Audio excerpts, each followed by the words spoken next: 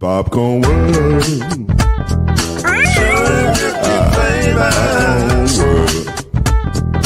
Popcorn world.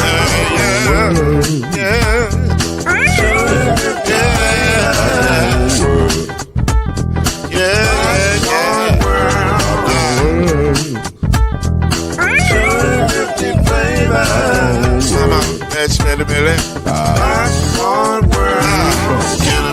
Now, yes, I can. So you can get this groove in the back of a can. You can make it round the world when the holes in your hand. Popcorn world. 250 flavors gonna make you smile. 250 flavors gonna make you smile. 250 flavors gonna make you smile. I said popcorn make you smile. Ah. Popcorn world. Popcorn world. Popcorn world.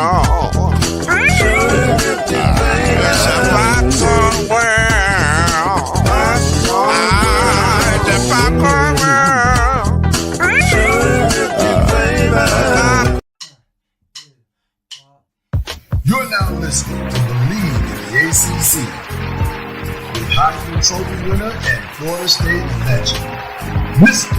Charlie Ward, Wave 3 TV, and Fern Creek Hall of Famer, Kendrick Haskins, and Mr. Talking Noise himself, and of course Mama Noise's man, Lloyd Smith. And now, it's time for BLEAV in the ACC.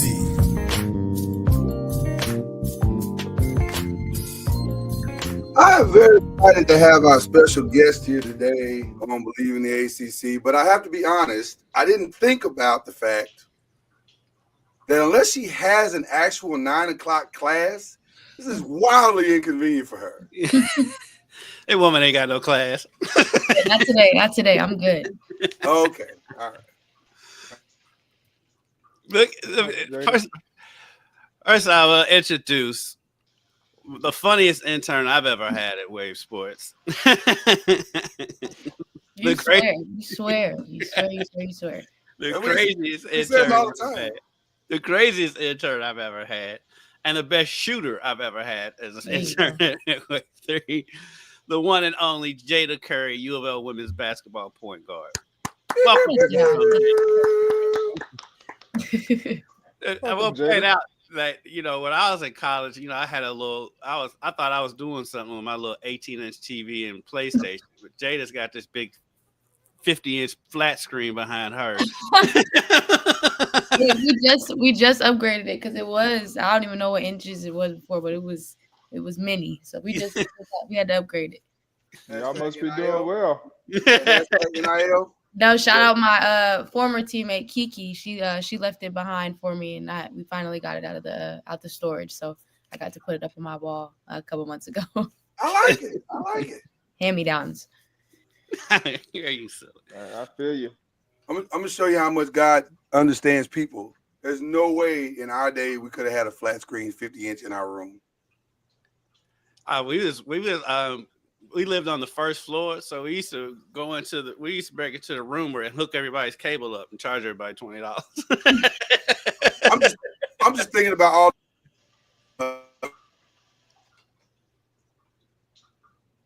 concerned. We just would have been stuck.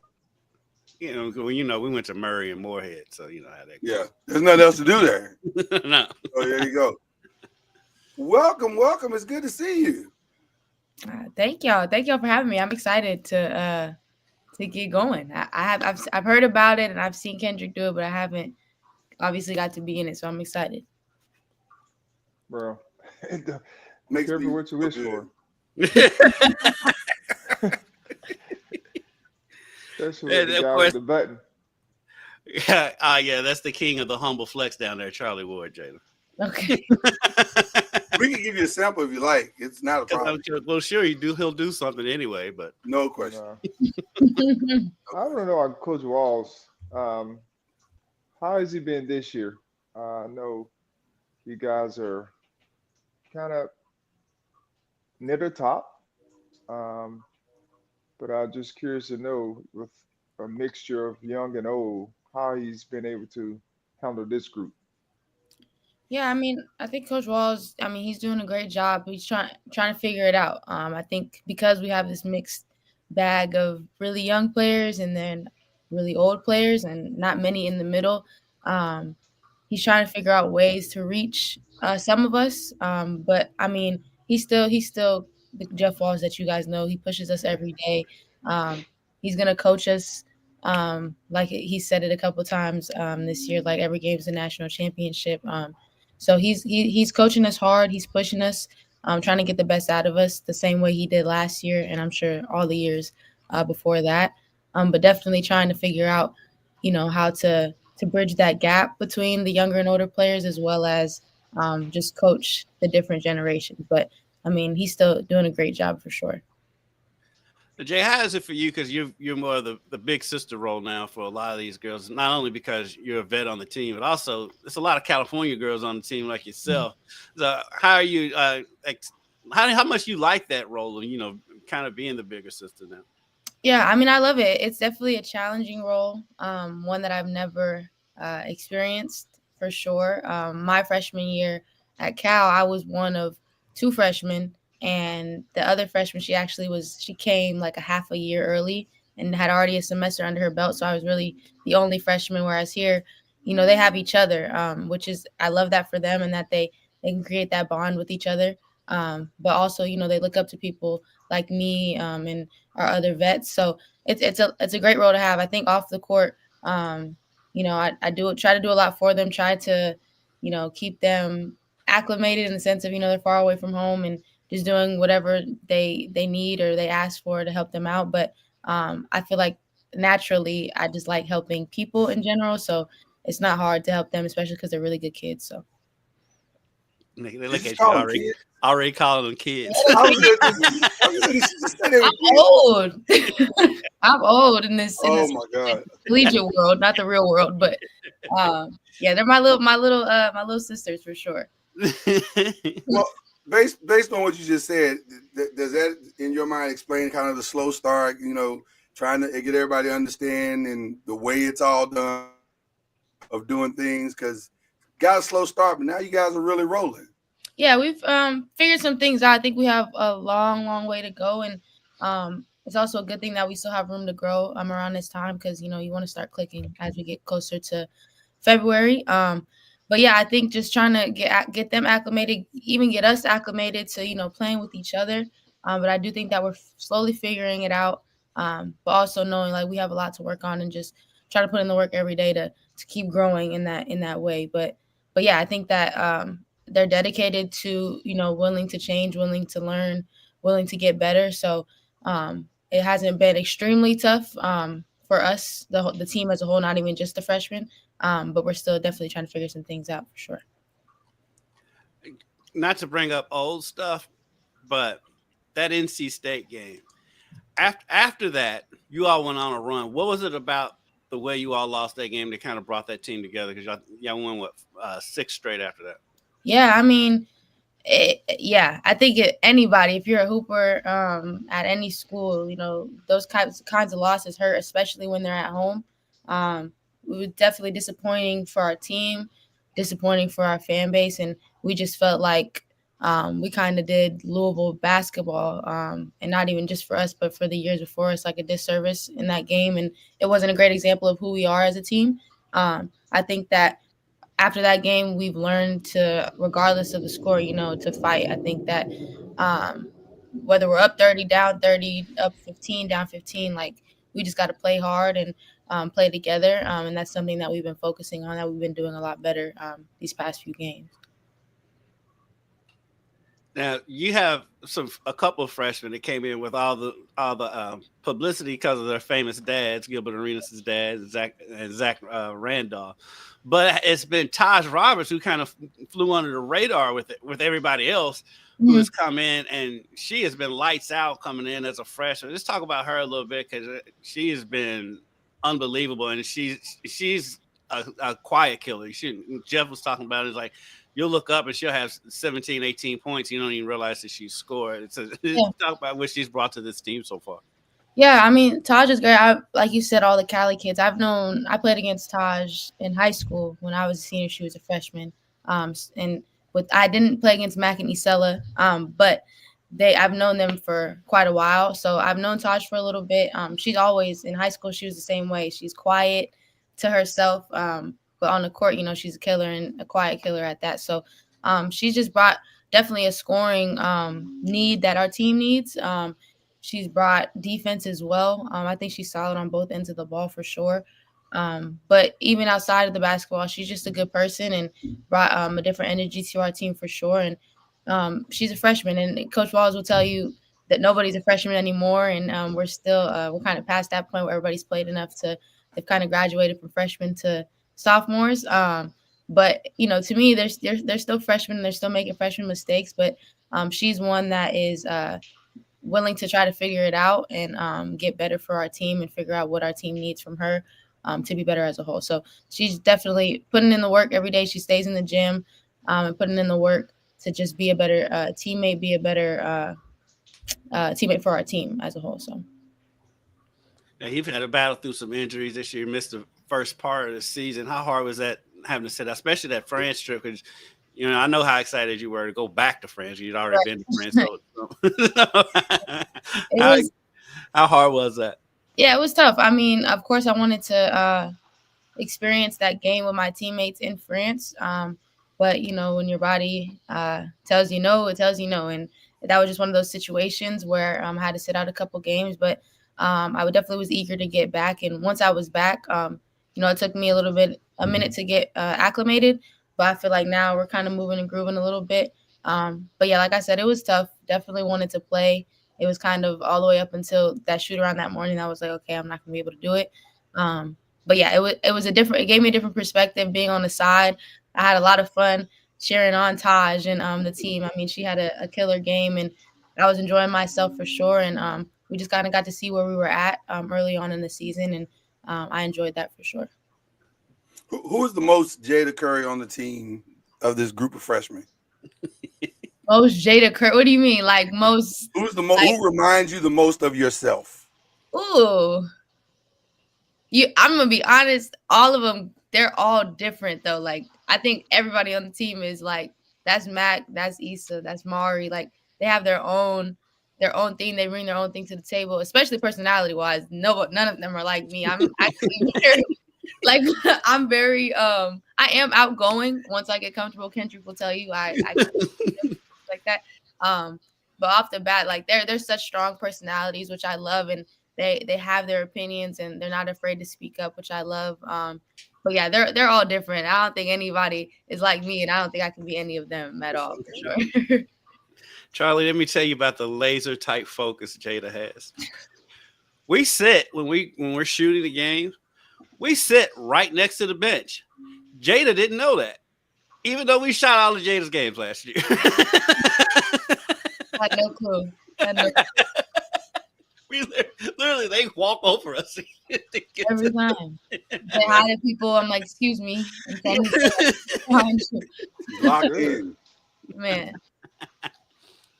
Hey, Jay, I know you're guard, and want to know, like, in the ACC, there are quite a few guards that you have to compete against. who's like I get this question a lot. Um, who's who's some of your tougher guards that you have to compete against on a night-to-night basis? Yeah, shoot, I think we're coming up on a really good guard. In Kimora Johnson, on Virginia, she can score it really well, plays with great pace. That's a great guard in the ACC. Tanai Latson is one that everybody says. I think she's still leading, leading the NCAA in scoring right now. Hannah Hidalgo, just the Energizer Bunny, plays with a bunch of energy on both sides of the ball. So she's a tough one too, and especially with Olivia Miles being back, that duo is a tough one. But I think we got tough guards. You know what I'm saying? I think we got people that people got to worry about too. So it's always fun to go head to head with these great guards. But I think every team has dynamic guards. Maybe not to the caliber of like a Tanaya Latson, but the ACC is a tough conference, and from guards to posts, like every team has the tools and has the skill for sure. How much did getting that signature win against Georgia Tech mean for you guys? It finally got a win over a ranked opponent, an opponent that was playing really well coming into that game, to finally knock off an opponent and get a signature win. What did that mean for you guys? Yeah, I mean, it meant a lot. I think that we struggled, and before we beat them, we were 0-5 against ranked opponents, and we had games like our Kentucky game, our Oklahoma game that we kind of just gave away, and those were tough losses, and you can't get those back. But winning that GT game showed us, we can battle with these top ranked opponents, and we can beat them as well. But also knowing like we still got work to do. I think that in beating them, we definitely aren't satisfied. That puts us at 1-5 against ranked opponents. So it's definitely not, what we want to see still. And just knowing that we got to keep working so that we can continue to, when we do see these ranked opponents like Duke and UNC, Notre Dame, we could play with them and even beat them. So when you see what your roommates are doing, the men's team right now, I mean, you see how the city's on fire right now with the men's team. I mean, how's that trickle down to y'all? Because I see you all at their games, they're at your all's games, and it seems like you're all close-knit bunch over there. Yeah, I mean, now they're killing it. I mean, Rain the other day, I think he was like 10 for 17. Chucky had like 16 assists, just breaking records, and you can see that they're having fun with it too. So it's definitely fun to watch them, and it's all a testament to the work that they put in. We see them, over there. We see them through the weight room on the other side, and we see how hard they go. And sometimes they're on our court and for their shoot around or whatever the case may be. But we see how hard they work, and Coach Walls mentions them a lot about their work ethic and the things that they're doing, how impressed he is by them, and just trying to carry over some of the things that they're doing, into our practices as well. Guys' voice carries for sure. Like when they talk, they're definitely louder in their gym. But just trying to bring, that energy to our practices and stuff like that. But yeah, they're doing a great job killing everybody, and I hope that they continue to keep that streak alive. I think they're at 9 now, if I'm not. They won 9 straight. We're gonna get a 10 of 17 threes from you. Hey man, the 10 of 17 is. We were watching. I was like, yeah, this dude is shooting unconscious right now. But like I said, a testament to their work. We see him every day before practice. Then they practice. He's after, like he's getting that work in regardless, just getting shots up. So it was bound to happen for him to break a record like that for sure. Now, Jeff told us about your evil twin. Oh Lord. Has the evil twin showed up this season? Not fully. We're still trying to get her completely evil. It's tough, but nah, yeah. We're still working. I think that compared to last year, I've grown a lot. And that I'm in a different role for sure. As last year, we had a couple grad transfers. And Riss were seniors last year, so we had the vets, even though I was a junior. The older group, and now I'm kind of in that role too. So it's trying to find a balance between, worrying about myself and, what I'm saying, but also keeping everybody together and just locked in. So it's a different role for me, and I'm just trying to figure that out. But yeah, the evil twin, she'll be showing up real soon. Well, speaking of Jeff, what has he meant to you as a player? Yeah, I mean, he's challenged me in ways that I didn't think that I could be challenged or even needed to be challenged. I think that coming here, my expectation was not what ended up kind of happening. I think it was way harder than I thought it was going to be. Coach Walls is very blunt and he's transparent. And when I came to visit, he was like, I'm crazy. Like, I'm telling you, I'm crazy. I'm like, okay, cool. Like, that's fine. And he's really that. Like, he's really going to push you. He's going to push buttons that I didn't even know. I was like, okay, you push this button. I didn't even know I had this button to be pushed. But yeah, and it's a good thing though. It's a way that, you grow. And I feel like I've grown so much just within 1 year and still have room to grow. But yeah, it's a testament to him and how hard he pushes me. And, you with your coach, it's a love-hate relationship. And that's just the natural thing about it. It's like, dang, sometimes I just don't want to see you say Coach Ball. Sometimes I but in all that, I'm grateful for everything that he has done for me and that he continues to do for me and just the ways that he continues to challenge me every day for sure. How much different is Coach Walls when he's recruiting you from Cal to when you showed up on campus? Yeah, I mean, a little bit different. And my thing is, he told me it was my fault because I didn't really take what he said for like all he said. But he told me, he was like, I'm gonna push you. Like if you want to be a pro, like they produce pros here, and I'm like, that's one of the main reasons I did come. And now how he produced them.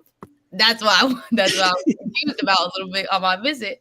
But no, he told me he was going to get on me. He was going to challenge me. And he's definitely kept his side of the deal on that for sure. One of the most impressive things you said to me over the summer, aside from making me laugh every day, was your reasoning for coming here. Because like you told me at Cal, you was the star of the team. You was the star of the show, and you had to run the team for the most part, and you could do whatever you wanted. But you didn't want that. You wanted to come here and win because you weren't winning. It's talk about that decision. Because that's a big cultural change coming from California to Louisville. Yeah, I mean, I feel like I jumped right into the fire in that one. Even just coming, like you said, from all the way from California all the way to Kentucky, it was a big change for me. But like you said, I just felt like I wasn't being challenged in the way that I needed to be, and I wasn't gonna be able to grow the way that I needed to be. I'm serious when I say like I don't coming from last year to this year, like I don't know how or what happened, but I just feel like I've grown so much as a person, as a basketball player, and I still have room to grow. But I don't think I would have gotten that if I didn't come here and I didn't come, be coached under Coach Walls and our coaching staff. So it definitely was a big decision. Like you said, at Cal, I was kind of running the show over there, and it was, some people would transfer to do that, to, get more shots and be able to score more. And I've had my fair share of this, and like, I want to win. I want to be challenged. I want to just learn more about being a point guard, what it takes to be a pro. And Coach Walls has all of the accolades, the achievements to, help me do that. So yeah, that's mainly why I made my decision and why, unfortunately, it had to be in Kentucky. I'm such a Cali girl at heart, so that was the tough part about it. These past couple of weeks being how cold they are, I don't know how I've survived. I was just about to ask you about that. All the snow we've had. You and Charlie are experiencing something that y'all don't get is snow. They got a bunch of snow down in Tallahassee. My car was stuck in the same parking spot for the week I didn't touch it. I was like, I'm not even going to try to get it out. Marissa was in there scraping the snow, throwing the salt under my tires. Like, her Canadian tail was helping everybody clear their cars. But it was cool. It was cool to experience. Would I ever want it again? Please, no, don't bring the snow back. But yeah. I was going to say, I bet Marissa was loving it being from Canada. She literally, we went out there. She was doing her car. She helped with mine. She was like, let's just do she did everybody's car on the team, like everybody's car. Wow. We were cleaning snow all day. It was cool though. It was fun to be outside and breaking ice and moving snow. So, but y'all don't go anywhere. So what you need to clean your cars off for? Exactly. She cleaned mine and mine stayed in the same spot. So, I don't even know. Charlie, that's what you love about this team. They don't go anywhere. Which is crazy. They don't go. Every time we go somewhere in town on her internship, she'd never been there before. And we could be 10 minutes from campus. We need to touch grass a little bit more, for sure. That sounds a little bit like me when I was in college. I didn't go anywhere. But do y'all stay in the same area, apartment complex as a group, or are Yeah, y'all we all spread stay out? here. We stay here. Not all the men's basketball players, but a handful of them stay here at Denny Crum. I think lacrosse is the other sport, and then like the other 50% is like sports administration students. And then we like right across the street from our practice facility, which is really nice. Just literally walk over. So it is a nice location. The dorm is really nice. It's a great living situation for sure.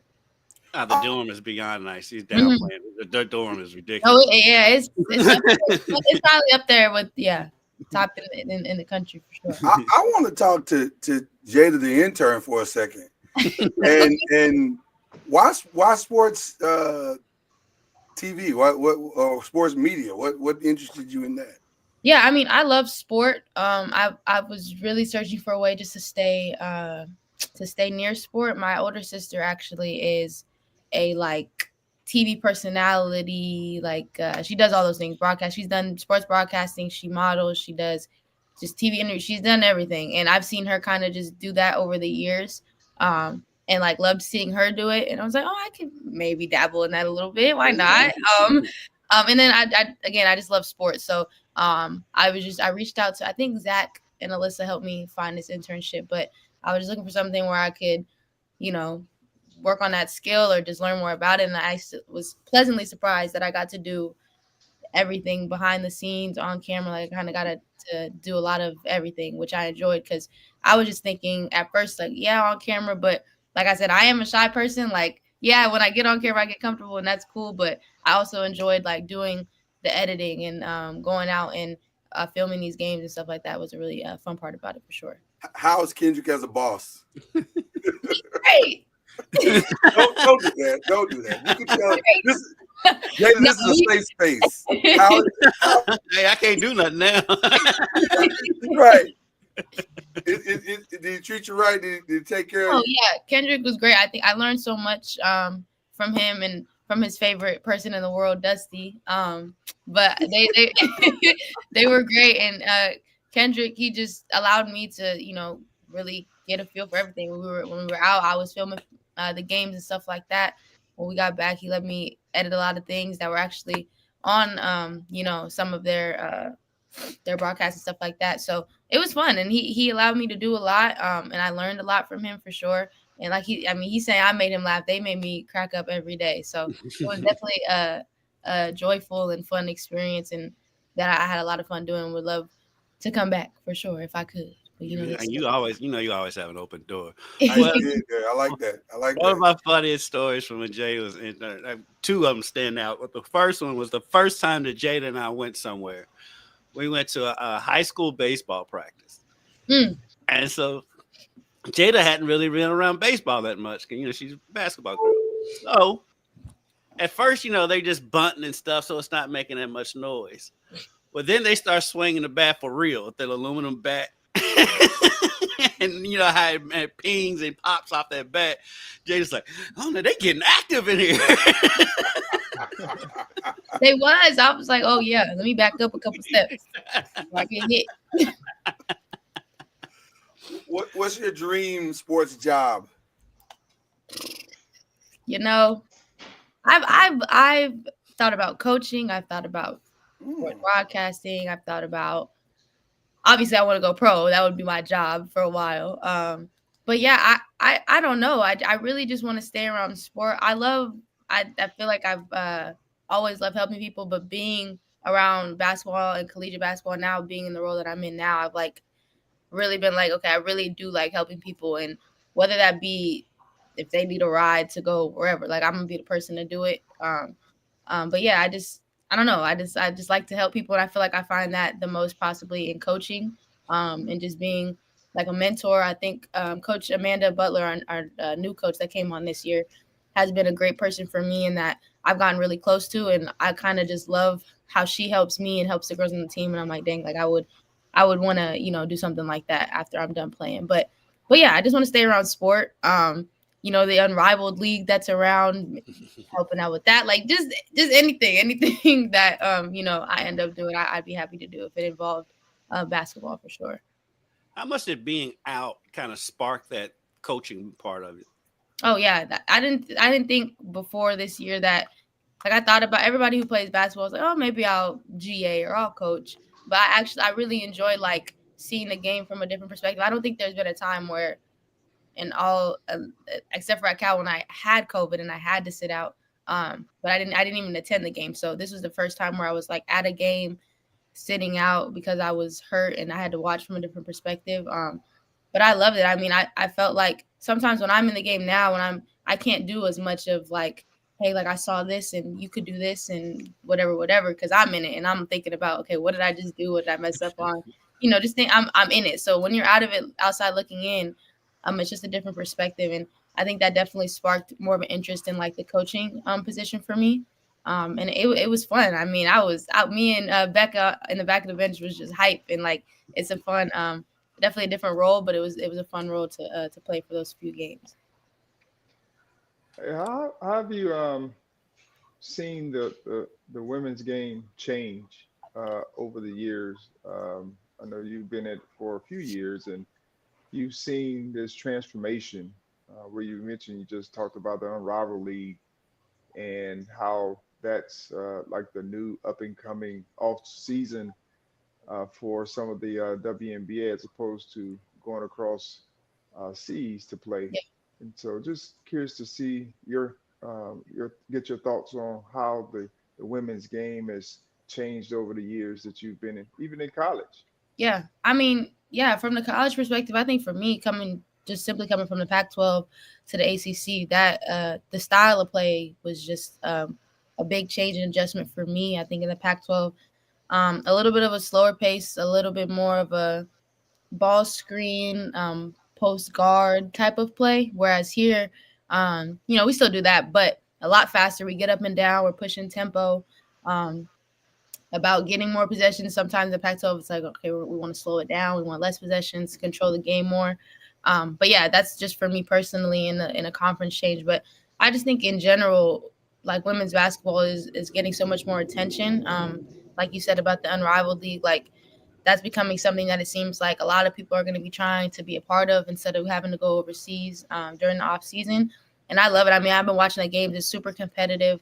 You kind of get to see a little bit of more of a one-on-one aspect of it, and just see players' skill sets a lot more than you would in 5-on-5, where there's just less space, honestly. Yeah, the court's smaller, but there's still a lot more space for people to really get after it, which I like. But yeah, I just think that a lot of the players that were coming out of college, the Caitlin Clarks, the Angel Reeses, have driven a lot of attention and have really helped our game grow in that aspect.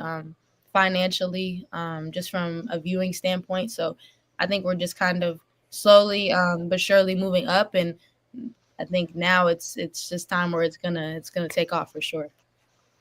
How weird is it that you leave Cal, then all of a sudden they're in the same conference, and how much are you looking forward to playing them later this season? Yeah, I mean, it's crazy. I think I didn't expect it when I came here to ever see them again, but it's exciting. I think everybody wants to play their own team. Leah got the opportunity to play Miami, and so it's a part of the sport. I mean, you leave places and there's no hard feelings, but you also you want to get back at the team you came from. Simple as that. So but yeah, it'll be cool. I honestly don't know any of the girls on the team anymore besides one person. So it's not like I'm seeing anybody that I knew besides a couple of the coaches on the coaching staff. But yeah, it'll be different because I don't know them. But at the same time, we're trying to win every game, so it is what it is. What's a Jeff moment that made you laugh that you can share on on a broadcast? You can share. You can share is the key. Right. There's a lot of Jeff moments. Let me think of one recently. What's a good Jeff moment? Where he's yelling you to shoot, I bet.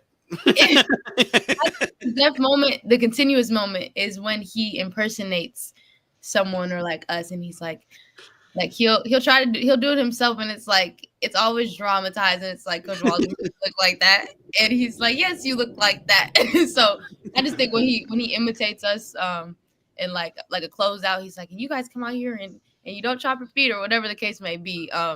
Those are moments where it's you got to pick and choose when you want to laugh. It's like, okay, he's being serious, but it's actually really funny how he's doing it. So those moments are always the funny ones. And you look to your left and you see your teammate try not to laugh, and it's like, okay, we gotta lock you. But yeah, he's a funny guy. What is it like when you do laugh at the wrong moment? Oh, we know when to laugh and when not to laugh. He makes it very clear for sure. I think my favorite moment so far is the press conference you guys had after the Miami game. And you shockingly said, well, I think it was shocking to some people. I don't know how, but you said, oh, we went over to the other practice court and practiced the things that we needed. I was like, oh yeah. Hey, we were sitting down because we always go to the practice gym. We just to sit down, but he walks in, he's like, all right, get up. And we walked over there and we went through our zone offense. But yeah, he'll do whatever it takes to win. He's like, if y'all need me to draw it. He always says, if you need me to stand on my head and coach you, I'll do whatever you need me to get you to play hard and do the things that I'm asking you to do. Like he's all for that. I was gonna say, is he the most unconventional coach you've ever had? And the thing that he hasn't had to stand on his head yet, and I'm waiting for that day. I need somebody to tell him like, hey, if you do this, I'll do this, and if he does a cartwheel or something, then I'll be like, yeah, he's got unconventional for sure. He's probably close to it in that NC State game. Yeah, absolutely. Well, have you been surprised that are you surprised that he doesn't get more text than he does? Because he says some wild stuff over on that sideline. Yeah, no, I think no, because I think he would if we were sitting here complaining about it. But like I said, I think sometimes, and this is anywhere. I mean, Coach Walls is the only coach that, is just saying the things that he says. And all the things he says is about the game. It's not like he's out here disrespecting us or nothing. It's never that. It's just him challenging us at the end of the day. So he's just trying to push us and trying to find those buttons to push. Like, okay, what's gonna make her click and be like, all right, I'm gonna do it. I'm gonna do what you tell me, whatever it is. But yeah, no, he just it's a great balance. I say this all the time. Like off the court, he's so approachable and he's so such a family guy and just such a great person that it's like when we're on the court, I know that he's not coming at me personally. He's just trying to get the best out of me. Are any of you babysitting his kids? Because I know players have in the past. They're older now. Lucy and Lola, Lola almost taller than me. Like I'm like, I was here for a year. You grew 7. You grew so tall though. Like she grew and they're older, but no, we see them often. Babysitting, they don't really need, a babysitter anymore. They're so old. It's crazy. Now, off the court, you got some things going on. Talk about that. You got your clothing design going on. Talk about what you got going on. We just revamped my website, thejaydacurry.com, where I'm selling like my merch and stuff like that. We kind of, came out with our first drop, a couple t-shirts, hoodies, things of that nature, beanies, hats, whatever you need, we got it for the most part. If you have suggestions, let me know. We can do socks, we can do whatever. But yeah, just revamping that, trying to get that going. And but yeah, that's what we got going right now. If you have, like I said, any suggestions, anything y'all want to see, don't like, do like, I'm open to everything. And what is the site again? It's the THEJayDacurry.com. Okay. We're still waiting on our drop. Talk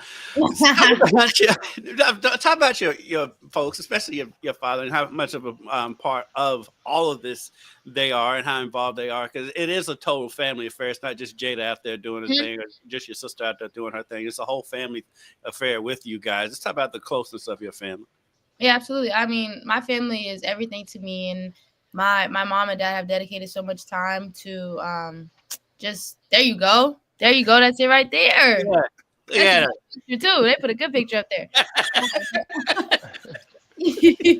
My family, I love them to death. And my mom and my dad have sacrificed so much for me over the years and with this basketball thing, and spent so much money, spent so much time. And I feel like I just have to do everything I do, not only for myself, but for them as well, because they've just put so much into it. And my little sister, she plays basketball as well at LMU.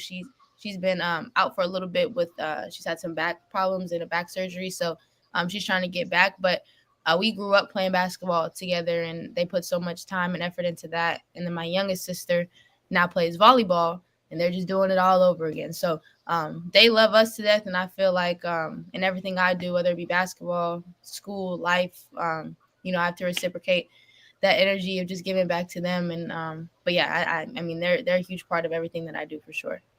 Your younger sister playing volleyball, she's got to be a libero, right? Or did she get your older sister's height? Everybody got the older sister's height, but me. She is 5. I think she might be 5'9" now, maybe. She might be 5'8", 5'9". Layla's almost 5'10". She about 5'8", 5'9" too. And then Kayla, my oldest, I think she's 5'11". So right.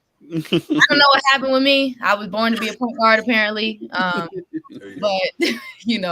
I guess I got the shooting ability, which was coupled with my shortness. So I'll take it. Is it competitive with you guys?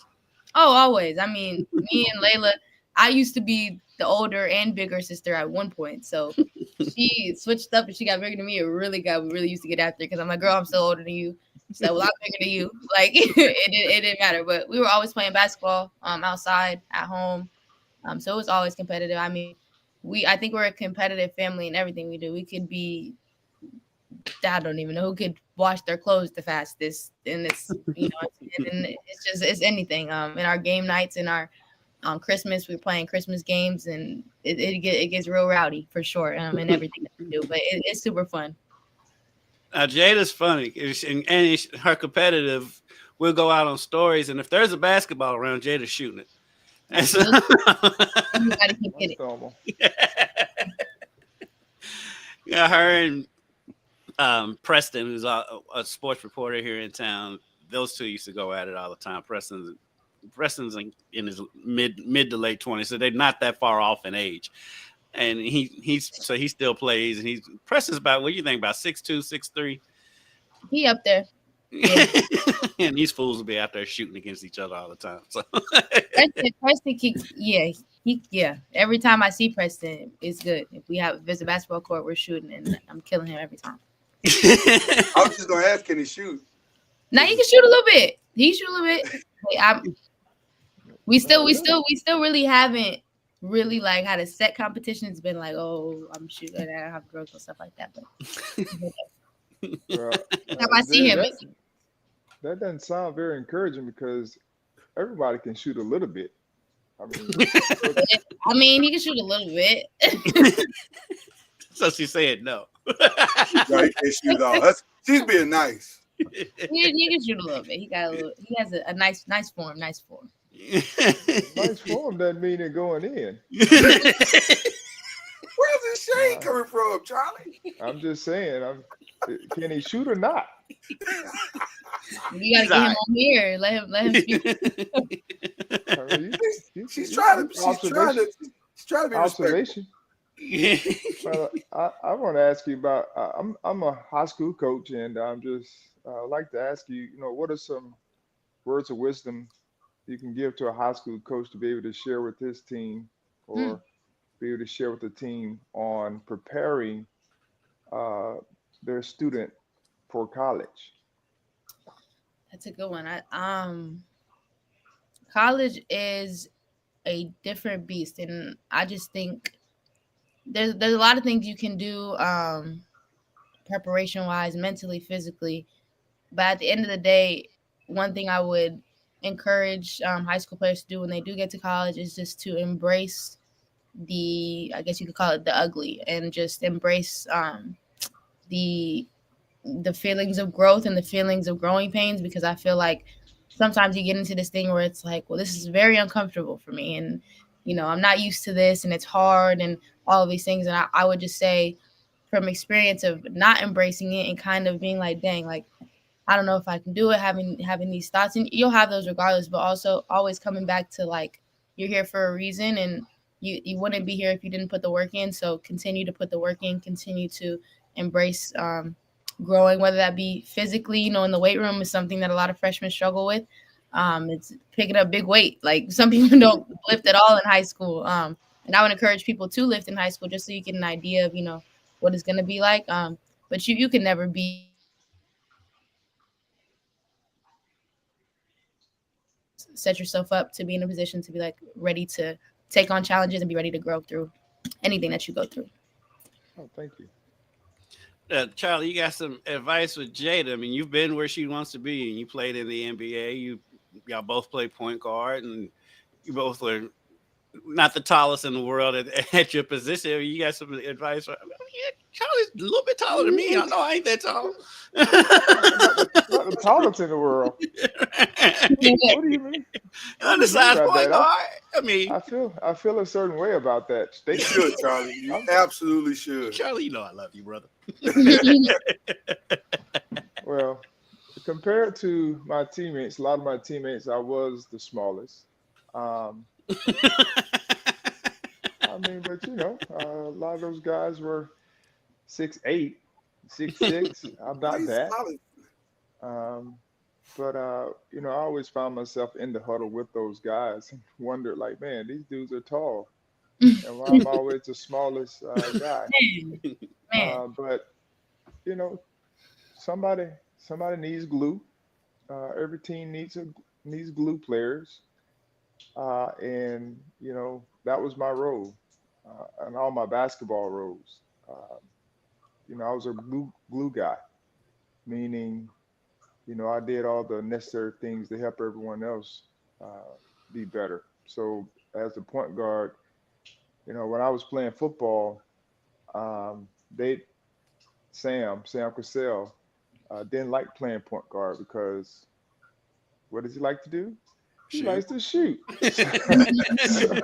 So when he was playing point guard, that meant he had to get everyone else involved and, of course, get his shots up as well. But when I came back, he was the happiest dude on the court because he knew he could fulfill his role better.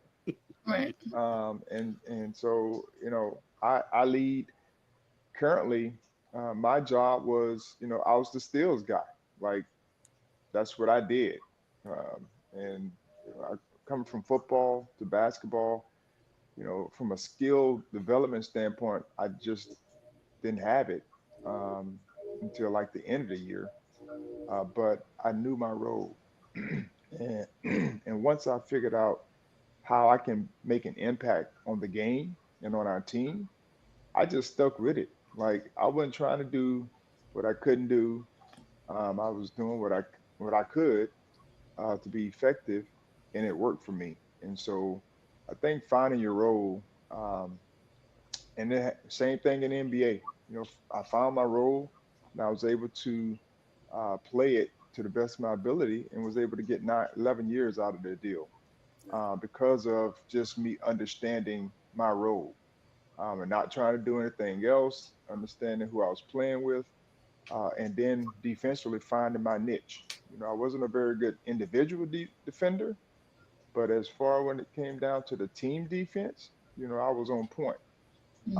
And so just understanding like your strengths and weaknesses is always was one of the things that helped me to be able to, carve out different careers as a professional or even in college. So just understanding your role and, your character, leadership, all those types of things got to be on point as well. Because when you're doing the right things, holding yourself accountable and holding your teammates accountable, people respect you and they want you to be on their team, because that's one of the things you have to be mindful of is you want to make sure that people want you to be around. Like, you don't want to be that person that's always on people and you're not holding yourself accountable, or you're always doing something crazy and they just don't want you to be around. And so I just think it's important that you want your teammates to want you to be there, and your coaches as well. And who wouldn't want Jayda around? Yeah, I can see that. I'm actually curious to know how well Jayda knows her teammates. So I'd like to play a little most likely with you. If you don't mind. I'm just curious. Just God, they're gonna get me in trouble with them if they no trouble. We're just gonna have some fun. All right. So who's most likely to forget where they parked their car? This is not a good game. Forget where they parked. I got two people. I got two people. Nyla and Mac. Okay. All right. Most likely to win the lottery but lose the ticket. Jalea. You didn't even hesitate on that. You didn't even hesitate on that one. Right, you was like, boom. Why is that? Why? I mean, it's funny because she always like if she sees like 333 or like her room number is 206. If she sees 206 somewhere in the world, she's like, I'm gonna tell my grandma I played that for the lotto. So I thought lottery. I'm like Leah, and she would definitely lose the ticket. Got you. Okay. Most likely to learn a new language. I say Marissa. What language do you think she might be interested in? Well, she already knows French. Oh, okay. So she could get down with a little Spanish, maybe. I think she could learn it. Okay. Most likely to invent a new language. Oh, invent? That sounds like invent one? Yeah, like just, might invent one. Like you walk into practice and she got her own thing going. Oh, different slang? Oh, between Sosa and Jalea, they're roommates. Them two, they might come up with their own secret language. They got it for sure. I like it. All right. Who's eating pizza for breakfast? Leah is gonna get all the pizza. Leah might eat pizza for breakfast. She'll eat whatever. Okay, all right. Who's the best detective on the team? Best detective. Ooh. Yeah. Okay. Detective. I feel like I'm a pretty good detective. Like if you need me to find something out, I'll find it out. Okay, that's the reporter in you. That one might be me. That one might be me. All right. Who's gonna remember everybody's birthday? Oh, who's gonna remember everybody's birthday? I struggle with birthdays. I think who would remember everybody's birthday? Listen, thank God for Facebook because right. You gotta check. I know like 4 people's birthdays. Who would remember? Look, there's 15 people on this team. I can't even think of everybody on our team. I think he definitely out on you as far as remembering everybody's birthday. I think no. Me, I mixed them up. I mixed up a couple of them the other day. I was like, is it yours on the no. I think Riz might remember the most birthday. Oh, you know what? Becca would remember the most birthdays. All right, you did good. See, that was painless. That was good. Leah got most of those. That's Leah. She did. All over go to. But who's the most competitive when y'all get on the 2K? Oh, good question. Well, this is a real Fortnite team. Mm-hmm. And the best at Fortnite is definitely Anaya Hardy, one of the freshmen. Now, the most competitive, we're all so competitive. We all think we're the best at Fortnite. And like, I know I suck, but I'm going to tell you, like, no, put me on the squad because I'm like that. And I know I suck. I know. You can't admit it. Like, you gotta fight for something. Self-awareness is good. Right? Yeah, I know I'm not, by far not the best. I think Taj got me on that. Mari got me on that. Leah, Anaya, they all better than me, but put me on the squad because I'm gonna figure it out. Who is your WNBA comparable? Comparable. I love comparable. That's a good one. That's a great question. I really haven't thought about it, but my favorite WNBA players are Skylar Diggins and Kelsey Plum. I see that. Those are my two probably. I can see that. Yeah, mm-hmm. I can absolutely see that. All right. First, I don't know if Kendrick and Charlie have seen Unrivaled, but I have actually seen Unrivaled. Mm-hmm. I think it's fantastic. I think it's going to be a game changer. So shout out to the Colliers for jumping out there and taking the lead on that. That's really cool. Is that something in addition to the WNBA opportunity? Is Unrivaled something you're looking forward to?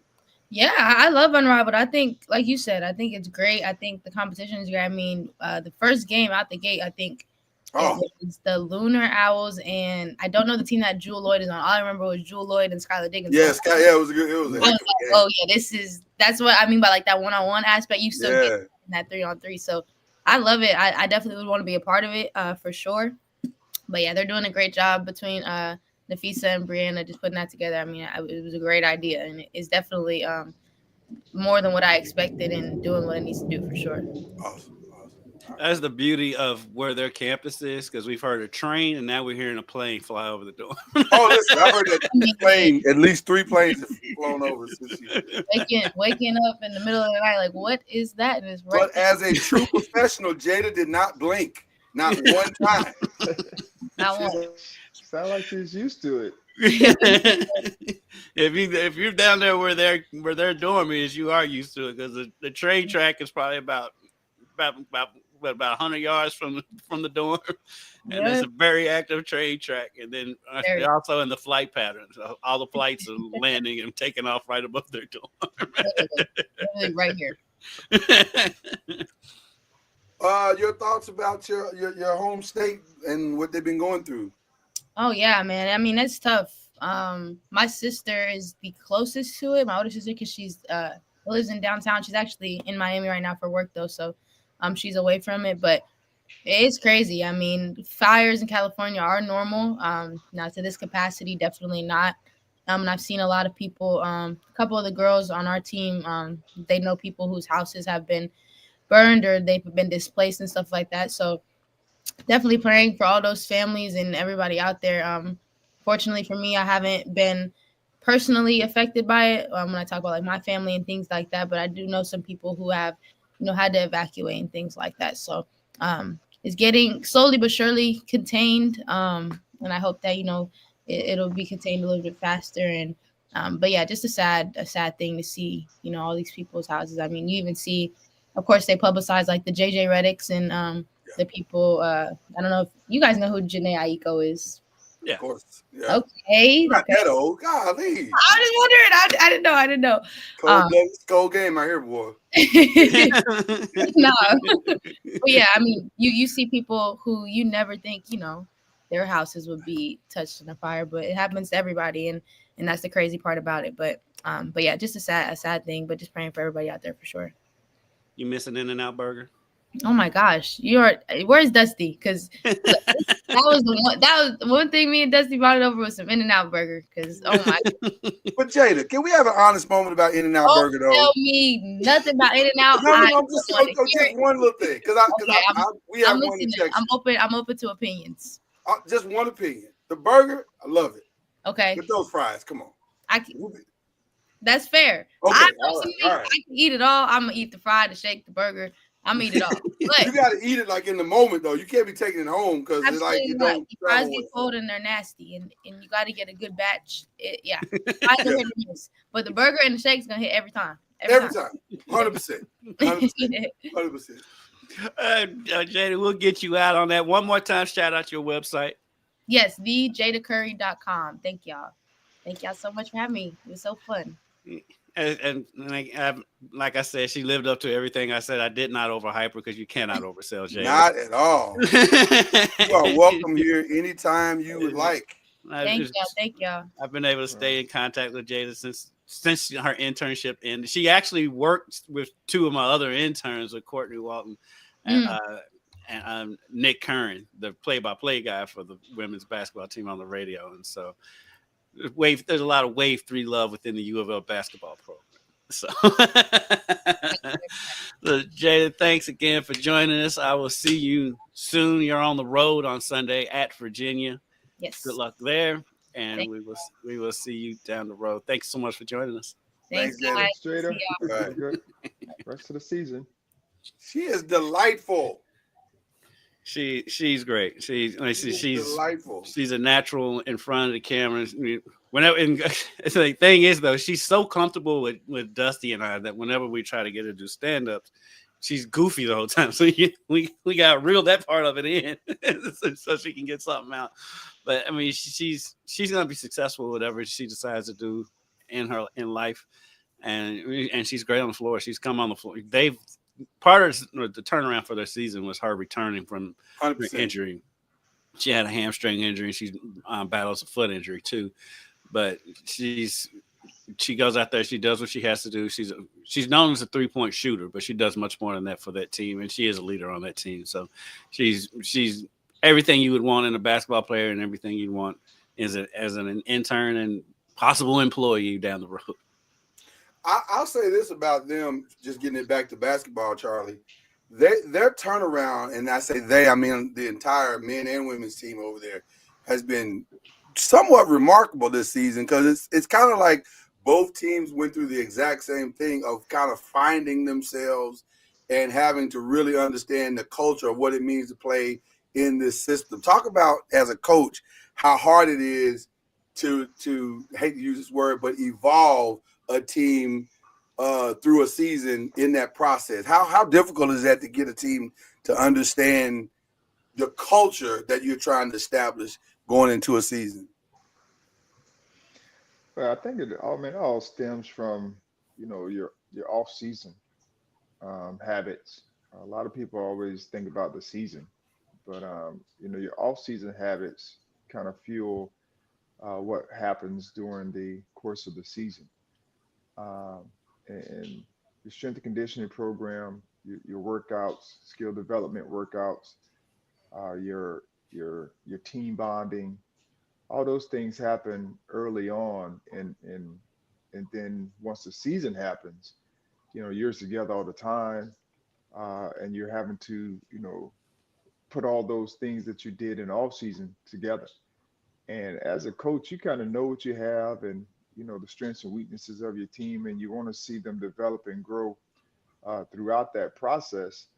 And you also sometimes don't know.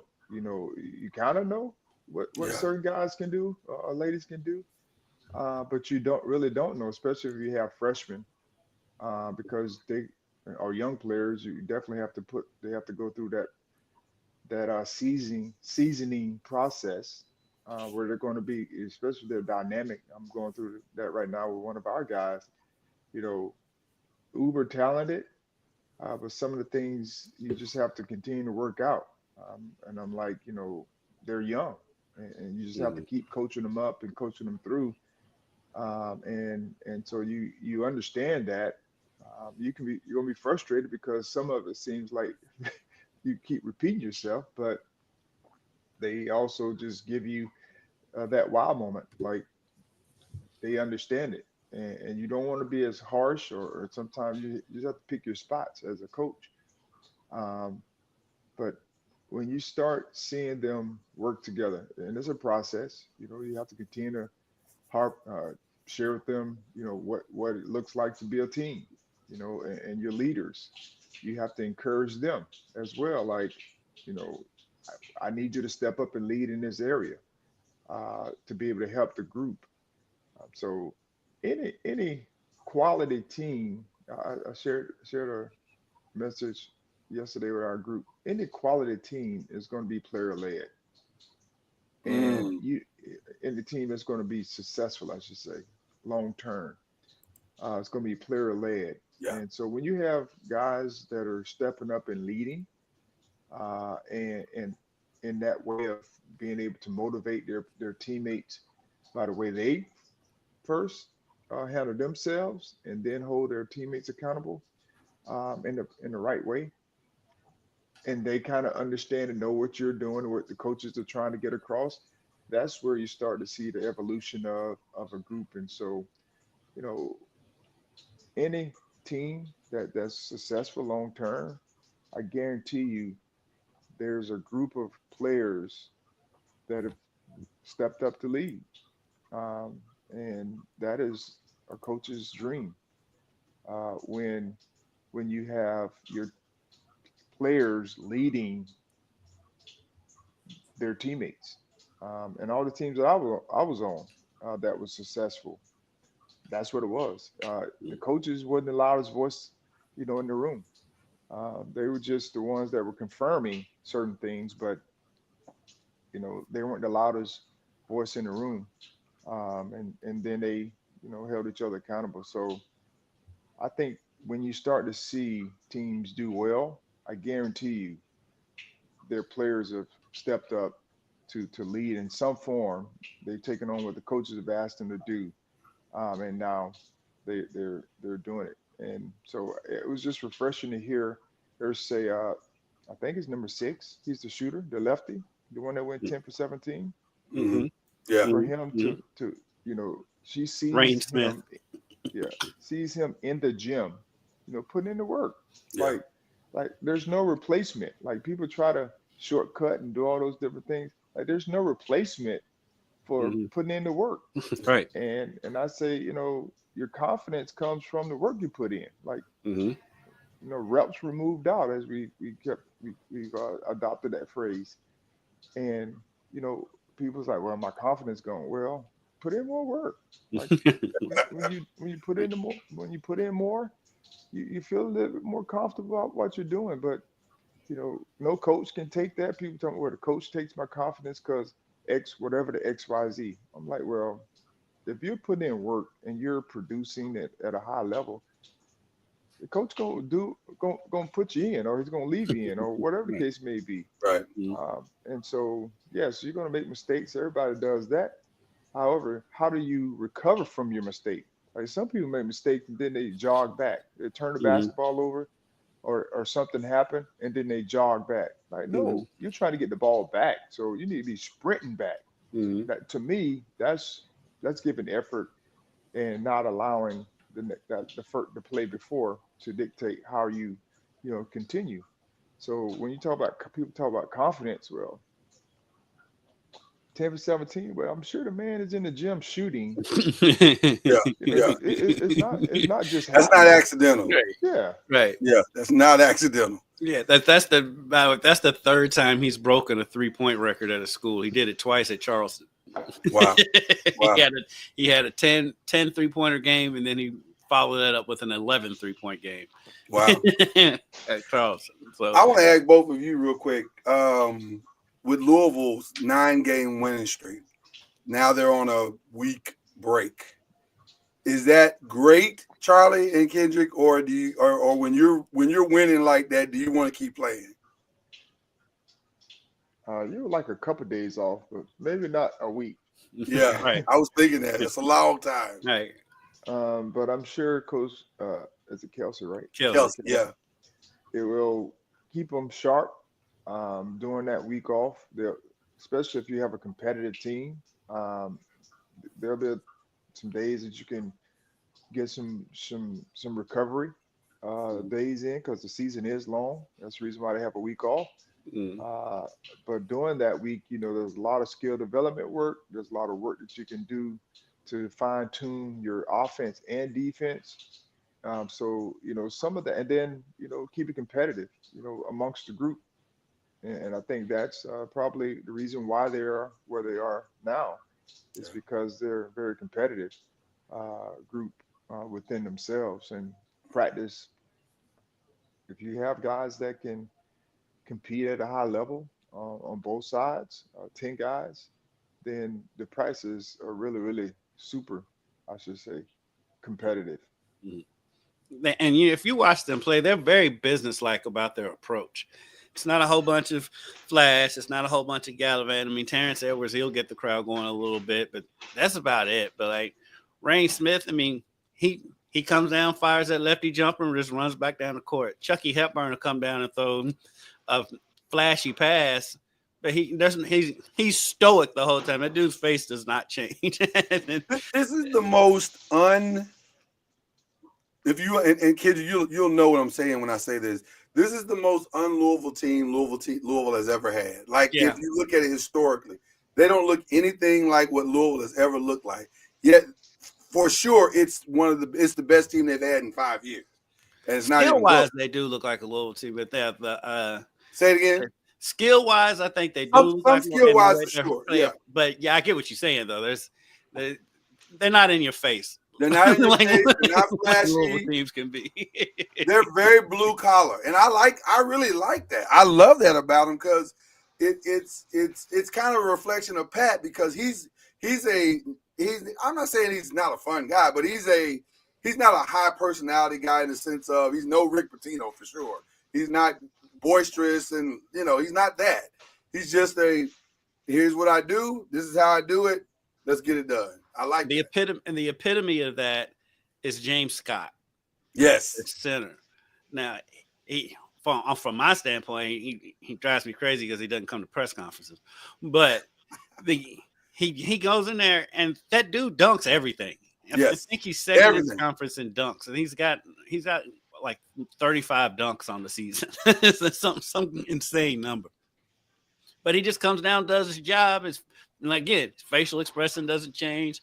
He can come down there and dunk somebody, just runs down the court. So they're very business-like. They're a very mature bunch. Yeah. He's only a sophomore, but the rest of them, that you could tell they are a very mature team. Even though this is their first year all together, they're all came from programs that played in the NCAA tournament. So if and when they get to the NCAA tournament, they're not going to be overwhelmed by the stage because they've all been there. And so they're going to be an interesting team. They are. Coming they down really the stretch are. Because, they're going to get a lot about coming out of the ACC, about the ACC being down. And you see that a lot when people want to criticize them. But their strength of schedule preseason was like number 8 in the country. And so they are battle tested. I mean, they got smacked by Tennessee. They got smacked by Ole Miss. They gave a game away against Oklahoma. But they are going to be a tough out whenever they do get to the tournament. And I would like to see what happens if they're able to meet Duke in the ACC tournament, because they gave Duke all they wanted when they played the first time. And I would like to see what that looks like if they play again. If there's such thing as bad losses, I think they have them, because when you lose key players like they have, and then that turns into what's going on now, you typically, just historically looking at teams or whatever, you typically only get better as the season goes along, because you're drawing. This is the type of team that seems to be drawing on all of it, the good, the bad, and the ugly. And that's what makes them really interesting going down the stretch. Same thing with the women's team. Like, they had some really bad losses early on, but now it seems like all of those bad losses are producing some really interesting wins. And so now, as you turn that corner to February and March, it's like, this could be an interesting squad.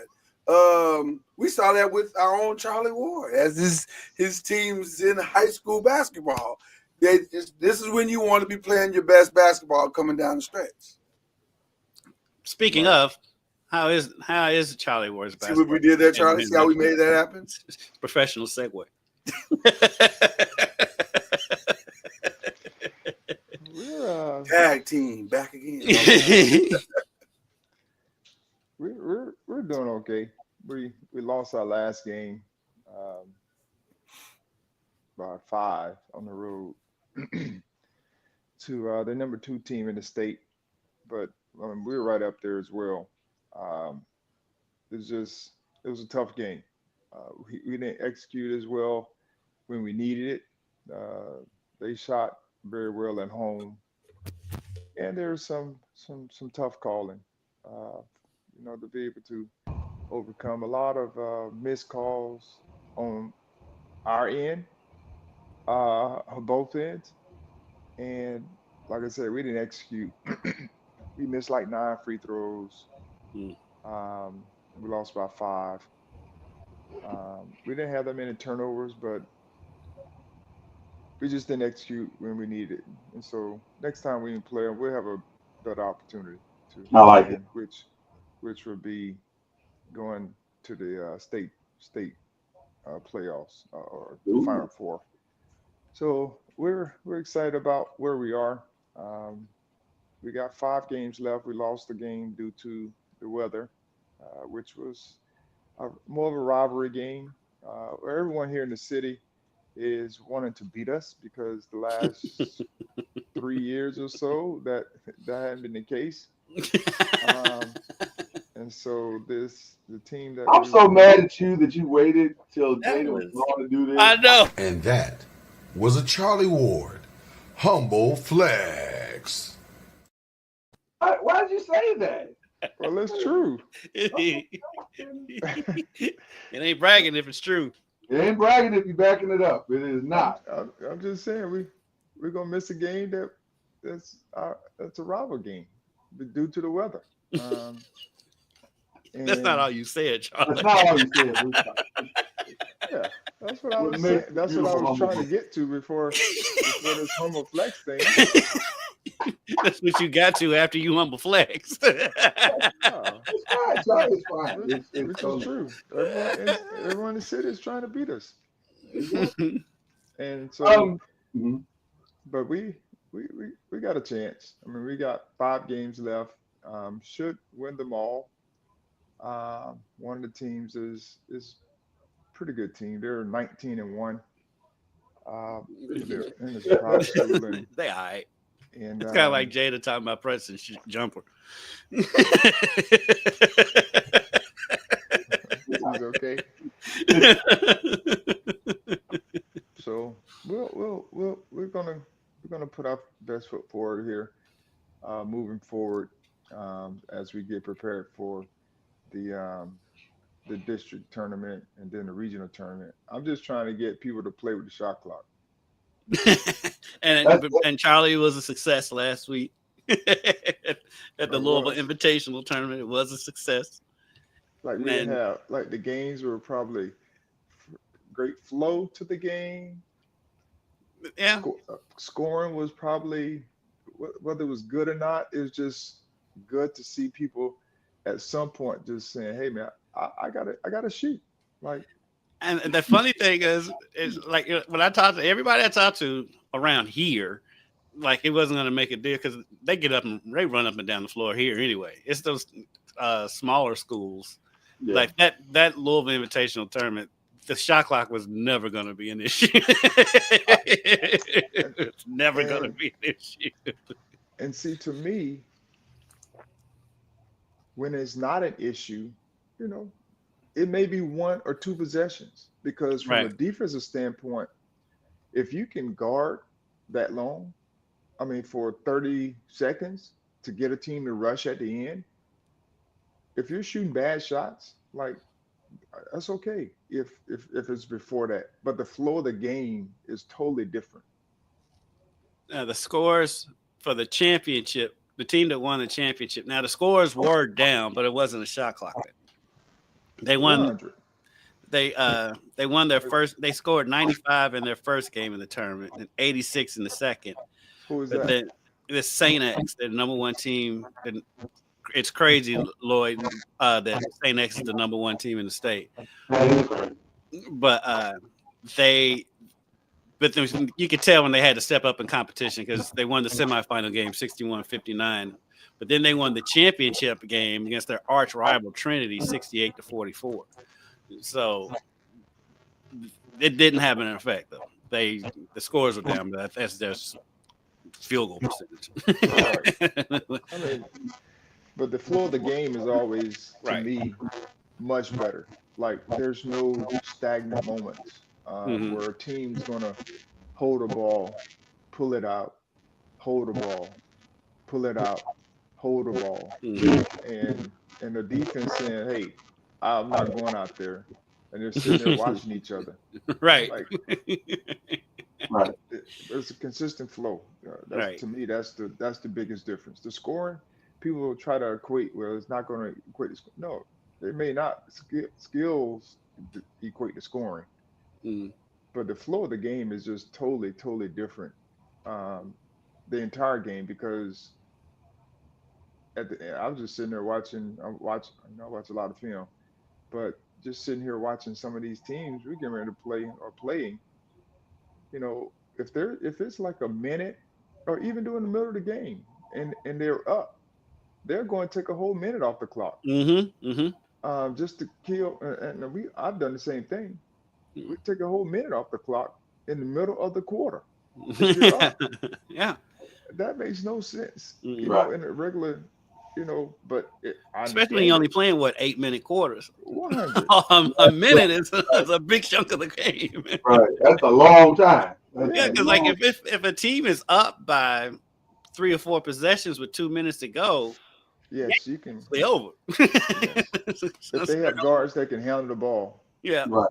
And the crazy part about it is most times when I sit here and watch them, they hold it, they'll go in their stall game for like their minute or so, and then turn the ball over. Yeah. Like after they get to 45 seconds, they'll turn the ball over. Mm-hmm. And I'm like, I guess they accomplished what they want to accomplish. But I'm like, you could have got a bucket or at least try to get a score. Right. If you're gonna turn it over. Right. Before we get out of here, we got a couple of different things we need to do. Number one, your quick thoughts on championship game this past week.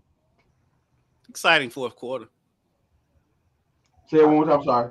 Exciting fourth quarter. It was. Notre Dame made it exciting. I was happy that they didn't just lay down because they were overwhelmed. Ohio State was an overwhelming team. Kind of knew they were going to win it. But, I mean, Notre Dame showed some fight, and a lot of people second-guessing that field goal attempt that missed, but I'm like, you had to get points there. And it's fourth. It wasn't like it was 4th and goal on the 2. It's 4th and goal from the 9. It's essentially 4th and 9. So I don't blame him for the kick. And they were still in it even after they missed the kick until they gave up the deep ball. So shout out to Notre Dame because, I mean, they did at least make it a game. They didn't just lay it down when Ohio State jumped out to the big lead. Yeah, I was impressed with Notre Dame and their fight, resilience. And, first half wasn't ideal for them because offensively they had the long drive and we were sitting here trying to figure out how that was going to be sustainable. And it wasn't in that stint, or at least the first half.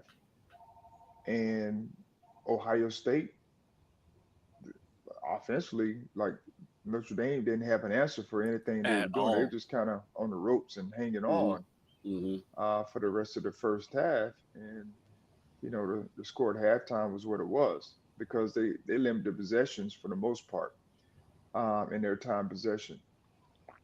But the second half, to me, was more indicative of what the game should have looked like, the entire game. And I think if Notre Dame offensively could have put together some of those drives during the first half, the game would have been what it was in the second half. And then defensively as well, they started getting stops. Even though they were still moving the ball up and down the field, they were able to get necessary stops when they needed them. I was saying the same thing when Coach Freeman sent the kicker out, because one of the things that I don't like sometimes as coaches when they make these decisions, especially in football, they'll be like 4th and 9 or 4th and 8 or whatever it may be, and they try to go for it. When to me, if you have a field goal kicker that you feel comfortable in or confident in, why not go ahead and get the points? Take those points, because especially if it's early, because you never know when those points are going to be needed. And they just keep going for it on fourth and 6 and 7 or whatever it may be, instead of just kicking the field goal to get the points. Because you look back, he makes that field goal, they come back on the back end and get a stop, and then they go down and score. And so to me, that's a 10-point swing. Right. Yeah. If he makes the field goal, and you're still in the game, even though it was 13 points at the time, 16 points that you were down, and you're only cutting it 13. I'm like, you got to keep playing the game. Right. That's just like a team in basketball who decides we're down 8 points with like 30 some seconds to go. So they come down and shoot a 3-pointer, as opposed to going and extending the game and getting a layup. Just to keep extending the game, because you never know. They may miss a free throw, and now at some point you can get your 3 whenever it is. Yeah, I just watched the game. Did that the other night. I was so frustrated. My buddy Chris and I, nothing drives us more crazy. If a team is down by 3 with, say, a minute to go, and they just chuck up a 3 instead of going to the basket, drives us both crazy. It drives us crazy. It's very frustrating. There's a time to do all that stuff, but sometimes you just need to get points to be able to extend the game. Right. Because like I said, you never know somebody's going to miss a free throw. And up by one. Let's just take Baltimore Ravens. Was it Baltimore? Yeah, the Ravens. Yeah, when they went for 2 in the third quarter. 100. Tanja, my wife, Tanja, yes. She was saying, kick the field goal. Like, Kristen said the same thing. Why are you going for 2 in the third quarter? Like, just kick the field goal because you want to keep extending the game because if they kick the field goal that time, did they miss the 2-point conversion? And now it's a 1-point game when you needed when you went for 2 to tie it. You could have tied it with an extra point. Yeah. It's my theory on 2-point conversions in general is like I wouldn't do it until the fourth quarter because you're always chasing that point if you don't get it. That's why I just wait till the fourth quarter to go for the analytics thing, and everybody's following analytics now, and it's frustrating because you're like, there's analytics and there's just common sense. Like this doesn't really make sense to do this at this moment, and it's going to cost you more than you're going to gain. Like if you don't make this, you're going to be behind, and you may not. You're assuming that you're going to catch up. And I get the whole we're building confidence in our team thing, but your team should be already confident. Like, what are we talking about right now? If we got to keep proving confidence on the field, how confident are you really? Now, I will give in Baltimore's defense, though, both of those 2-point conversions, they did what they were supposed to. They got a wide open receiver on both of them. Well, they executed them. Just Buffalo made a good play knocking it down on the first one, and Mark Andrews just dropped it. And I feel so bad for him because he's such a great player, probably a Hall of Famer. So I do feel bad for him. It does drive me crazy when I see people like Chris Sims saying, "Well, Lamar could have thrown a better pass." I'm like, he hit him in the chest. What are we doing here? I'm not going to do is say Chris. Yes, Chris Sims. I'm not going to say Chris Sims slander. Yes, Chris Sims said that Lamar should have thrown a better pass on that 2-point conversion that hit Mark Andrews right in the stomach. No, hit the man in the like people. You want to hit people in the chest, in the stomach, so they can fall into the end zone like he was doing. Right. I don't know what other pass. I mean, he didn't throw it. He didn't throw it to where he had to extend. No.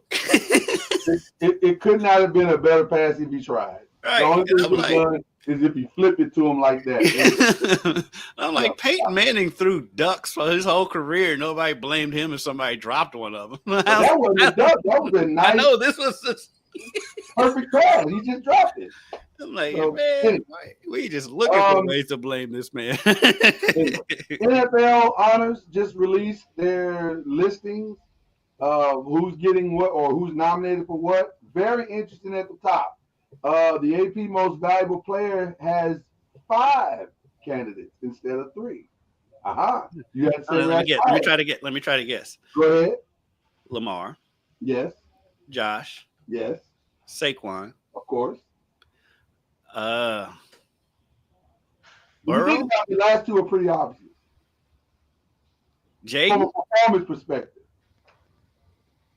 Think about Burrow, yes. And one more. Burrow. And then think about the records. Derrick Henry. No. Jared Goff. Jared Goff takes the 5th. So which makes me think that the voting is going to be very interesting. What did you just ask? Those are the 5 candidates for the MVP. MVP. So it's Lamar, Josh, Burrow, Saquon, and Jared Goff. Yeah.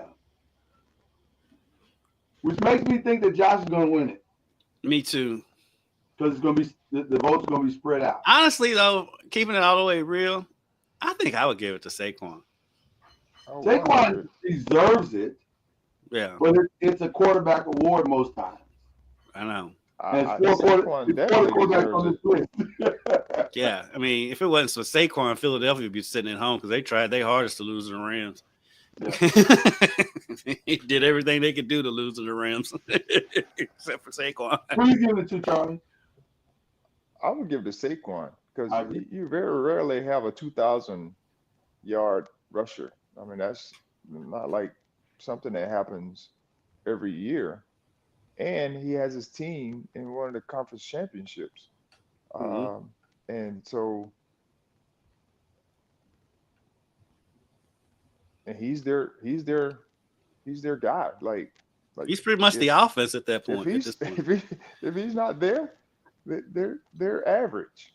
By the way, would absolutely be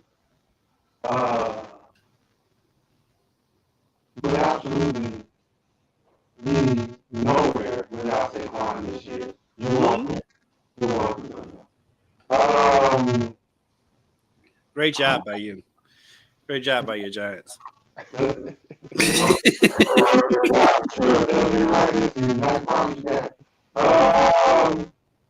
Defensive player got Zach Bond, Miles Garrett, Trey Henderson, Patrick Surtain, TJ Watt. That's a tricky one. Say it again. Zach Bond from Philly, Miles Garrett, Trey Henderson, Patrick Surtain, and TJ Watt. Not all guys from my NBA cold, apparently. I like Surtain a lot. I'm in the camp now at this point with Myles Garrett that I can just give him the defensive player every year. It was a monster. But and I can see TJ Watt too, though, because he's literally won games for the Steelers this year. You know what? I think I'll go TJ Watt. I can't change.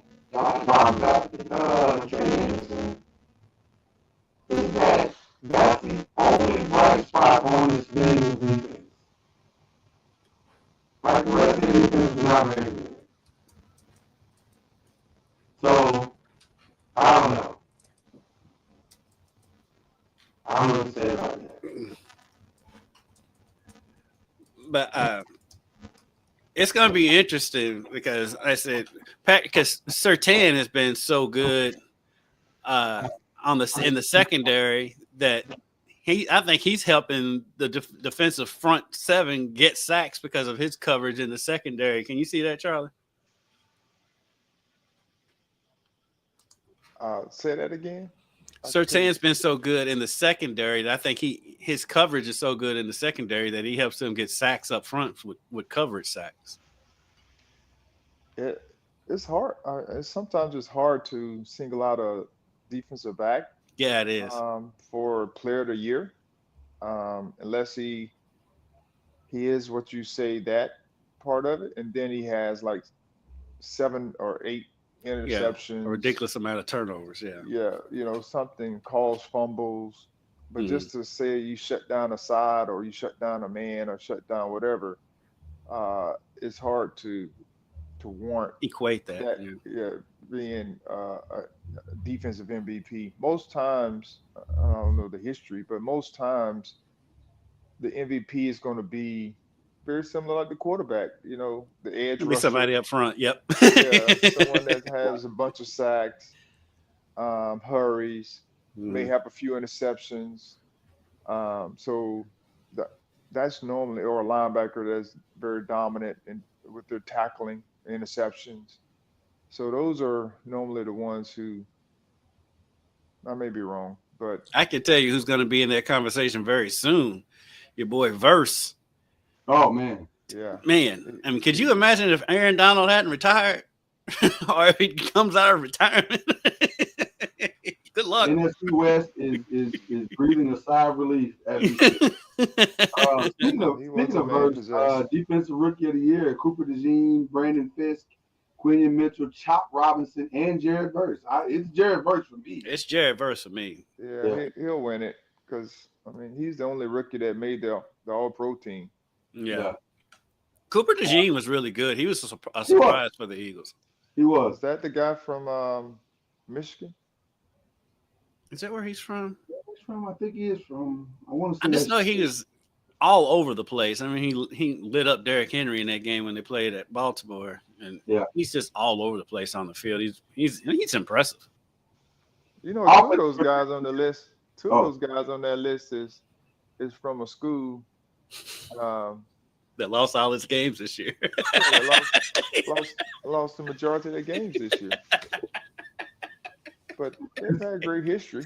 They do have a great history. They do have a great history. That is true. They will be back. We're not going to isolate our year. They will be back, says Charlie. They'll be back. They will be back. Offensive Rookie of the Year. I mean, we can list the names: Brock Bowers, Malik Neighbors, Jeremiah Smith. Thomas. This is Jayden Daniels. It's Jayden Daniels. Yes. I mean, Brock Bowers is right up there, though. Had a phenomenal year. Cannot take that away from him. But it's Jayden Daniels. Oh, Jayden Daniels. I got Player of the Year. I'm conflicted. Because they have Joe Burrow here, and I don't understand why. I say Jeremiah Smith. On comeback? Rookie of the Year. Ohio State. It's Jayden Daniels. Jaden's gonna win it. Yeah, Jaden's gonna win. Comeback is Joe Burrow, Sam Darnold, J.K. Dobbins, Christian Gonzalez, and DeMar Hamlin, which I don't understand why DeMar Hamlin's on this list. How's he on there 2 years in a row? Right, like I get last year, but and where did Burrow come back from? I mean, he got hurt last year. Burrow come back from? I don't understand. He was hurt last year. He had that elbow thing last year. Yeah, but I don't know. Elbow or wrist? One of them. Yeah. I like J.K. Dobbins there. I guess because he hadn't been seen in a while. J.K. Dobbins got hurt this year, didn't he? But I think at the end. Yeah. But he had a great season though. Is Sam Darnold a comeback player? Yeah. Did he leave? Did something happen to him? Yeah, he wasn't no good. He's probably gonna win. He's probably gonna win it. He's probably gonna win it, but I'm saying, how's that a comeback though? Like, come back from what? I don't remember him being back. He came back from off. He came back from off the bench. From the bench, okay. I was like, is that? Yeah, he came back from the scout team. It's like a comeback as much. Coach of the Year: Dan Campbell, Kevin O'Connell, Dan Quinn, Andy Reid. Andy Reid should not be on this list. No, I think I like Dan Quinn. Dan Quinn would definitely be a good choice. I feel like Dan Quinn should win. Dan Campbell should as well. I mean. But he was just in the NFC. He was in the NFC Championship this last year. I mean, he was there. but to be able to repeat that and be the number one seed, because last year they weren't the number one seed. That's true. That's true. I still lean towards Dan Quinn though. I'm Dan Quinn. I'm Team Dan Quinn. Nobody saw this coming. No. Nobody saw this coming. And I mean, what a Washington franchise. I mean. This is the furthest they've been in the playoffs since was it like 97 or something stupid because they had the longest streak before the Cowboys, and now the Cowboys had the longest streak. They got a chance to beat. Yeah. Yeah. If Jalen Hurts doesn't figure it out, Jalen Hurts to me doesn't scare me the way Jayden Daniels does. Right. Because for one, I think Jalen's hurt. And two, I don't know what's going on with their passing game in general. They got too many weapons for their passing game to struggle like it does. Yeah. Well, who we picking? Who's going to who's playing in the Super Bowl? This is a tough. I think. Go ahead, Charles. I want to see Saquon. That's what I want to see in there. But I don't know if they're gonna make it. You know, they have the best run game. Their passing is just, to me, is not on point. Defensively, they're solid, but I like to see Jayden Daniels in the Super Bowl, and the Commanders. I think they're a solid team. Against Josh Allen and the Buffalo Bills. I would like to see the Bills get over that hump against the Chiefs. And I kind of feel like the Chiefs' luck this season might finally run out because them Chiefs just keep getting them calls. I bring it up because I watched the other one. I watched the 2 calls that caused some issues against the Texans. Yeah, those were bogus. Yeah, very much. Yeah, very much so. I'm looking for the throwback Super Bowl. I'm going Bills Commanders. I need a throwback Super Bowl. We do too. Yeah, I think that's what I want. That's what even though I would like to see Saquon in there. I like to see Saquon get it too. But I you know what I kind of feels like with Jalen Hurts is like how his Alabama career ended. It's like he was good for a while, but then it catches up. But I still think he's hurt. I do think he is. Well, he obviously hurt his knee in that game, but I think he's got other injuries going on that has kind of hampered him all season because he hasn't really been great all season. He's had his moments, but I think I'm going to go. I think Buffalo's going to finally get over that hump against Patrick Mahomes. You know what, Charlie? I'm going to go ahead and pick it. I think Washington's going to go in there and beat Philadelphia. I think so too. Yeah, the kid doesn't flinch. No, he does not. He doesn't. So he hadn't flinched. Like I hadn't seen him flinch like in no time. Like ever. He's played the same way. He's played the same way all the times that I've seen him play. I mean, he's developed from his Arizona State days, but he played very similar in a lot of ways. He just matured when he got to LSU. And as a rookie, he's still doing the same thing. Like he's still running. He's still passing, very efficient. He throws very good balls. He knows where he wants to go with the football. And it just makes it so tough on the defense to defend because you gotta account for him in the run game. I mean, in that run game area. But if you do that, you're taking somebody out of the pass game, which he's prolific there. And so I just like watching him play. Yeah. Plus he does it with him not turning the ball over. He puts pressure on the other offense because you're either going to have to drive the ball 80, 90 yards down the field to score, or you're going to have to score to keep up with them because he doesn't turn the ball over. So he's the ultimate weapon right now. To me, the most interesting thing that they did this past weekend is the length of the drive. 8 minutes for a drive? That's a nerve-wracking type thing because if you can't score if you're not on the field unless your defense makes a play. And if they can't make a play, then that puts a lot of pressure on the offense to have to do something. And that's what makes him so dangerous because he can grind out an 8-minute drive or he can hit the one play 70-yarder. And so they're good, and we get to deal with us and the Giants get to deal with him for the next 20 years. So great for us.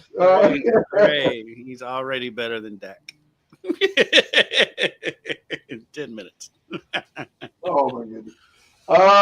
Let's get some shout outs. Who we shouting out before we walk out the door here? Coach Junior. I had some shout outs, but I forgot them. I'm sure they're all Seminole based. Right. just shout out the Seminole. Right. Remember your Seminoles. They all come back. No, we lost to Cal last night. Yes. Yes, it is. So if that's the case, Lloyd, there's hope for you because the next year they lost to the Giants in the Super Bowl. I'm hoping for a turnaround, baby. I'm hoping for a turnaround. Tennessee might have tipped their hand. They might have tipped their hand. But sounds like Travis. Either Travis may go first, or they're gonna trade out of that spot. Well, they said they're not going to pass up on a generational talent, but which one are they considering the generational talent? Gotta be Travis, right? This is Tennessee. Who knows? They could be looking at a center saying this guy's amazing. That would be the most Tennessee thing to do, right?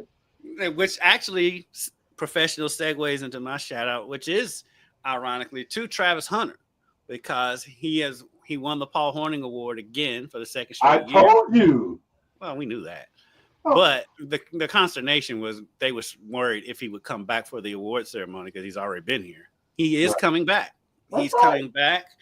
And there's another element they're adding to it that I don't know if I'm allowed to share that yet. So I'll hold on to that. But there's another element to him winning that award that will also be a community-based award for his community service. And so shout out to him because he can easily understand why he'd be like, oh, I've already done that. But no, he's coming back. Who do you think? What do you think he'd be more excited about, the Paul Hornung Award or the tennis shoes and jersey he got from Anthony Edwards last night? Probably the Anthony Edwards, though. Even though he about ended his career in that celebration. Did you see that? Oh, I did. Did you see that, Charlie? In the high school game. He is a high school all-star game. This kid, for one, the play that the kid made, he makes a one-handed catch in double coverage, comes down, jukes a guy, and scores. Tight double coverage. Like I don't know, because like you can barely even see him catch the ball. Yeah. Travis comes running out there with the kid to celebrate. So, they're trying to jump into each other. Travis slips and bends backwards. And so the kid's in the air. The kid just falls onto the ground. Hold on, bends backwards with his knee folding under him himself. So it looks like, is this? It was both knees. Are we watching the torn ACL in real time? Is that what's about to happen? It looked really bad. Can you call up Twitter on here, Lloyd? Because it's just on Twitter. Because I want Charlie to see it. I'll pull it up for us. Yeah, I can't play it, but I'll definitely pull it up for us. Yeah. It was a wild play. It was a wild play. But shout out to him for coming back, and the host of that ceremony is very happy for that. Awesome. All right.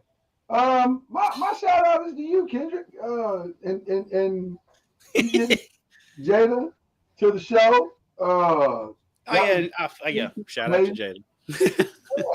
Amazing. We appreciate that. And the All-Star guys will be announced tonight. So shout out to those who will make the All-Star team. One guy I'm really hoping makes the All-Star team. He won't make the starting five, but I'm hoping he makes the team itself. Is Cade Cunningham. I've had a chance to see him play this season. He should make it. Nothing short of brilliant. That kid is really putting on a show and showing the reason why he was taken when he was taken. He looks like a number one player. And shout out to the young talent making their names now, because the NBA needs to start marketing them and kind of not so much pushing them out the door, but we need to start sending more recognition and more attention to the Cade Cunninghams, the Anthony Edwards, the John Morants, and the Jaren Jacksons, and all those guys. Paolo Banchero, all these young players have been playing great this season. And, the older guys, we love them, but if you want to keep it fresh, it's time to start kind of edging that spotlight down towards the younger guys now. Yep, it's time. So that's it. That's all we got. Hope you guys have enjoyed it. I know. Oh, he finally got. There you go, Charlie. Yeah. See, we filibustered long enough. There you go. Shout out to my man Aaron Glenn. Yes. For the Jets. It seemed like a no-brainer for them. Yeah, he's a Jet through and through. That's where he played most of his career, or at least I think he got drafted there. So I'm very happy for him. Were y'all in New York at the same time, Charles? Yes, we were. So I'm happy for him and his getting opportunity. Now he has to make a decision on if he's going to deal with the quarterback. He's a lot. We can help him with that decision if you like. Aaron, if you're watching, Don't do it. He's inheriting a lot between the quarterback, the owner's kids. he's inheriting a lot. Well, you can get one of your problems out of the building right now. Don't quarterback. But yes, I don't know if he's the guy. No, he's not. Go get your own quarterback.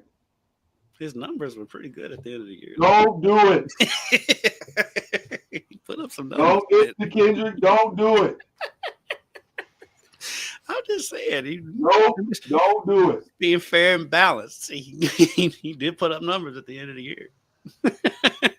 And the games didn't matter, but put them up. You ain't listen to me.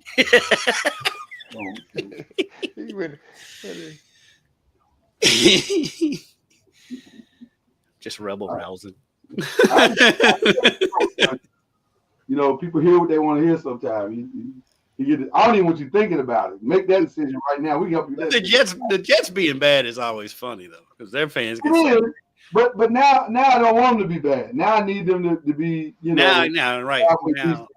Now I want them to be good. But they're still irrationally mad for an organization that has very little history. It's hilarious. Right. All right. That's a fantastic shout out. We got all about Aaron Williams, but shout out to Aaron Williams. All right. We will do this all again next week. That's the great Ken Casson. That's Charlie Ward.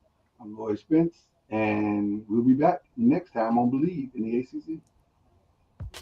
You've been listening to BLEAV in the ACC with Charlie Ward, Lloyd Spence, and Kendrick Haskins. Please like, follow, subscribe, and share from the Noisemakers page on Facebook and on YouTube.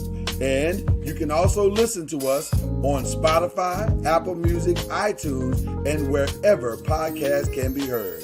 And join us next time on BLEAV.